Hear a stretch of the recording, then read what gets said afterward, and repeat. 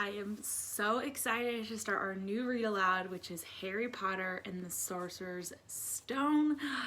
I know some of you have heard about Harry Potter before or you've watched the movies, but I want you to try to put all that out of your mind and just take in the great writing that is from Ms. J.K. Rowling. So, we are going to start on chapter 1, The Boy Who Lived. So here's the picture that goes with The Boy Who Lived. Mr. and Mrs. Dursley of number 4 Privet Drive were proud to say that they were perfectly normal. Thank you very much.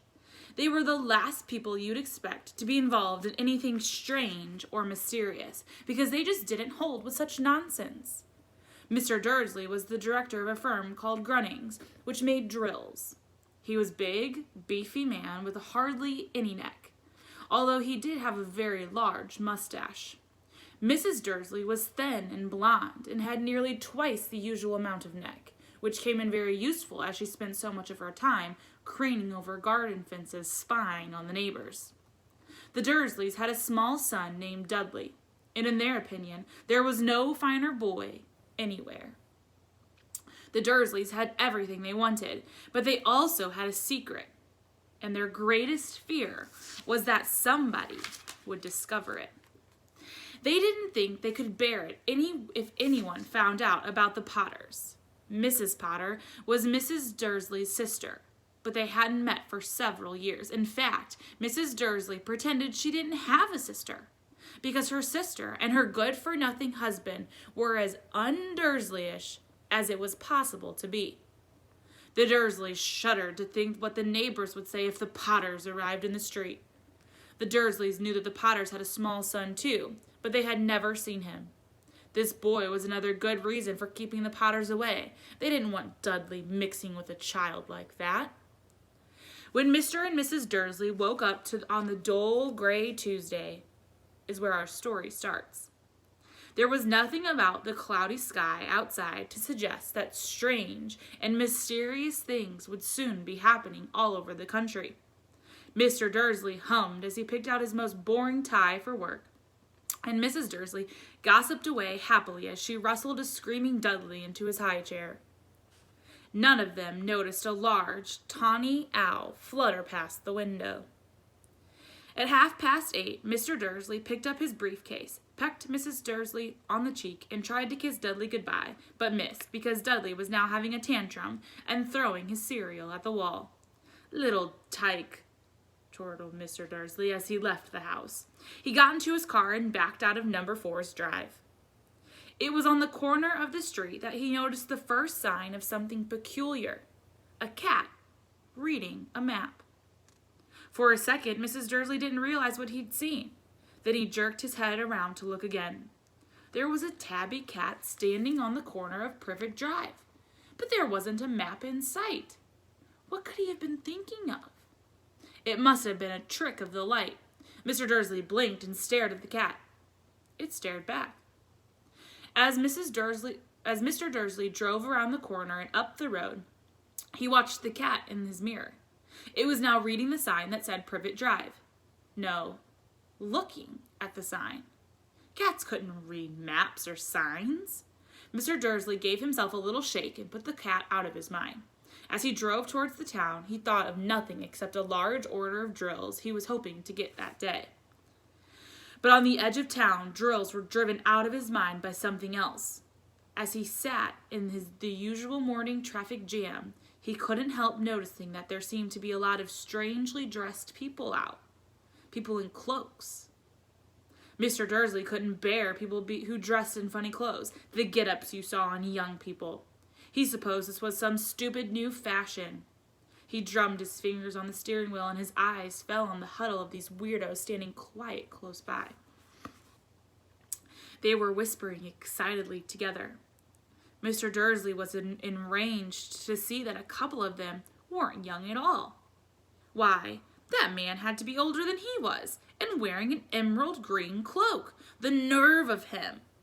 But then it struck Mr. Dursley that this was probably some silly stunt. These people were obviously collecting for something. Yes, that would be it. The traffic moved on, and a few minutes later, Mr. Dursley arrived in the Grunnings parking lot, his mind back on drills. Mr. Dursley always sat with his back to the window in his office on the 9th floor. If he hadn't, he might have found it harder to concentrate on drills that morning. He didn't see the owls swooping past in broad daylight, though people down in the street did. They pointed and gazed, open-mouthed, as the owl after owl sped overhead. Most of them had never seen an owl, even at nighttime. Mr. Dursley, however, had a perfectly normal owl-free morning. He yelled at 5 different people, he made several important telephone calls, and shouted a bit more. He was in a very good mood until lunchtime, when he thought he'd stretch his legs and walk across the road to buy himself a bun from the bakery. He'd forgotten all about the people in cloaks until he passed a group of them next to the baker's. He eyed them angrily as he passed. He didn't know why, but they made him uneasy. This bunch were whispering excitedly, too, and he couldn't see a single collecting tin. It was on his way back past them, clutching a large donut in a bag, that he caught a few words of what they were saying. "The Potters, that's right, that's what I heard. Yes, their son, Harry." Mr. Dursley stopped dead. Fear flooded him. He looked back at the whispers as if he wanted to say something to them, but thought better of it. He dashed back across the road, hurried up to his office, snapped at his secretary not to disturb him, seized his phone, and had almost finished dialing his home number when he changed his mind. He put the receiver back down and stroked his mustache, thinking, no, he was being stupid. Potter was such an unusual name. He was sure there were lots of people called Potter who had a son named Harry. Come to think of it, he wasn't even sure if his nephew was called Harry. He'd never seen the boy. It might have been Harvey or Harold. There was no point in worrying Mrs. Dursley. She always got so upset at any mention of her sister. He didn't blame her.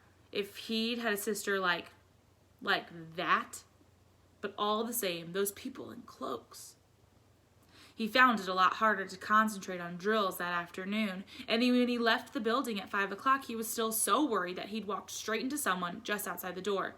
"Sorry," he grunted, as the tiny old man stumbled and almost fell. It was a few seconds before Mr. Dursley realized the man was wearing a violet cloak. He didn't seem at all upset at being almost knocked to the ground. On the contrary, his face split into a wide smile and said in a squeaky voice that made passerbyers stare, "Don't be sorry, my dear sir, for nothing could upset me today. Rejoice, for you know who has gone at last." Even muggles like yourself should be celebrating this happy, happy day. And the old man hugged Mr. Dursley around the middle and walked off. Mr. Dursley stood and rooted to the spot. He had been hugged by a complete stranger. He also thought he might have been called a muggle, whatever that was. He was rattled. He hurried to his car and set off for home, hoping he was imagining things, which he had never hoped for before because he didn't approve of imagination. As he pulled into the driveway of number 4, the first thing he saw, and it didn't improve his mood, was that tabby cat he spotted this morning. It was now sitting on his garden wall. He was sure it was the same one. It had the same markings around its eyes. "Shoo!" said Mr. Dursley loudly. The cat didn't move. It just gave him a stern look. Was this normal cat behavior? Mr. Dursley wondered, trying to pull himself together. He let himself inside the house.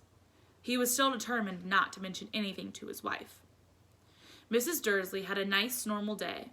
She told him over dinner all about Mrs. Next Door's problems with her daughter and how Dudley had learned a new word, won't. Mr. Dursley tried to act normal. When Dudley had been put to bed, he went into the living room in time to catch the last report of the evening news. And finally, bird watchers everywhere have reported that the nation's owls have been behaving very unusually today. Although owls normally hunt at night, they are hardly ever seen in daylight. There have been hundreds of sightings of these birds flying in every direction since sunrise.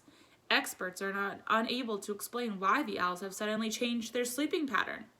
The newscaster allowed himself a grin. Most mysterious. And now, over to Jim McGoffin with the weather. Going to see any more showers of owls tonight, Jim?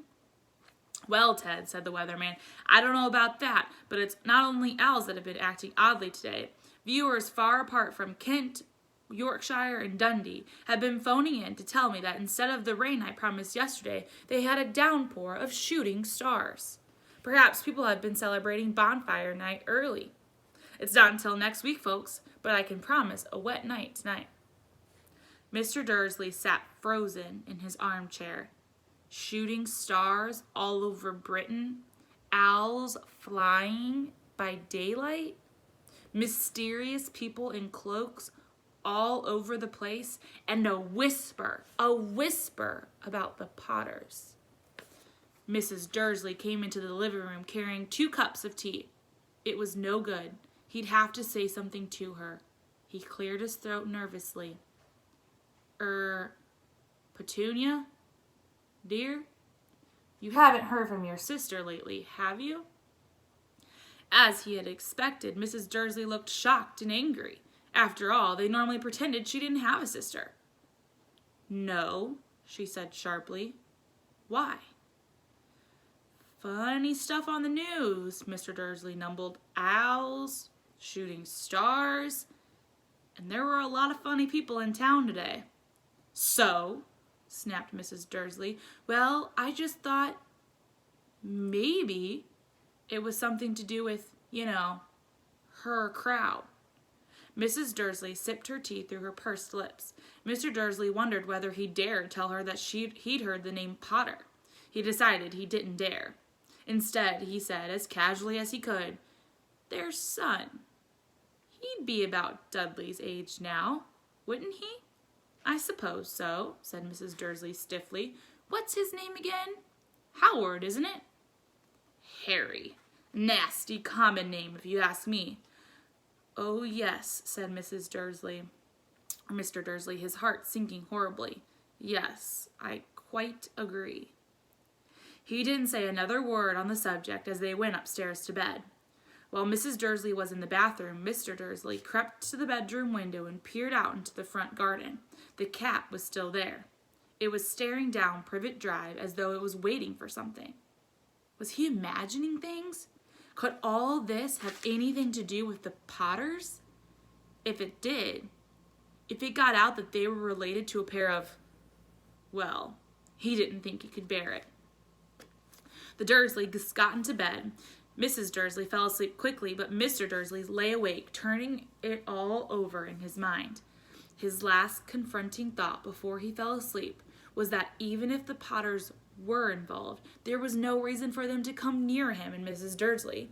The Potters knew very well that he and Petunia thought about them in their kind.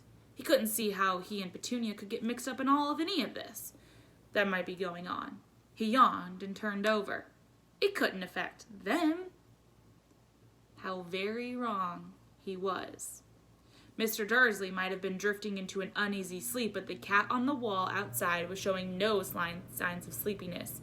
It was sitting as still as a statue, its eyes fixed unblinkingly on the far corner of Privet Drive. It didn't so much as quiver when a car door slammed on the next street, nor when 2 owls swooped overhead. In fact, it was nearly midnight before the cat moved at all. A man appeared on the corner the cat had been watching. Appeared so suddenly and silently you would have thought he just popped out of the ground. The cat's tail twitched and its eyes narrowed. Nothing like this man had ever been seen on Privet Drive. He was tall, thin, and very old, judging by the silver of his hair and his beard, which were both long enough to tuck into his belt. He was wearing long robes, a purple cloak that swept the ground, and high-heeled buckled boots. His blue eyes were light, bright, and sparkling behind the half-moon spectacles of his nose were very long and crooked. And though it had been broken at least twice, this man's name was Albus Dumbledore. And that is where we'll stop for day 1 of Harry Potter. See you tomorrow.